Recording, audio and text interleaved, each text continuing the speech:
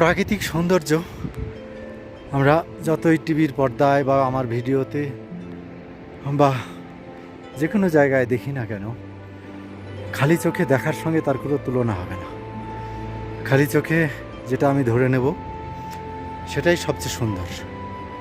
আর এই সৌন্দর্য বোঝানো এতই কঠিন যে সত্যিই সেলুলার জেল থেকে বিপ্লবীদের বেরোনো যতটা কঠিন ছিল, এই প্রাকৃতিক সৌন্দর্য আপনাকে বোঝানো ততটাই কঠিন হবে।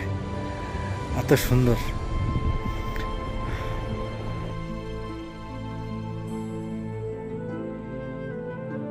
এই যে গাছটা দেখছেন, এটা হলো ভোজপত্রের গাছ। প্রাচীন ঋষিরা এই ভোজপত্রের বাকলে আমি একটু আপনাদের পাতা তুলে দেখাচ্ছি।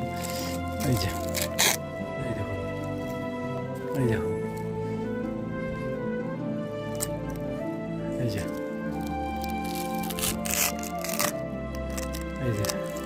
কি সুন্দর উঠে যাচ্ছে। এই বাকলের ওপরে প্রাচীন ঋষিরা তাদের পুঁথি লিখতেন।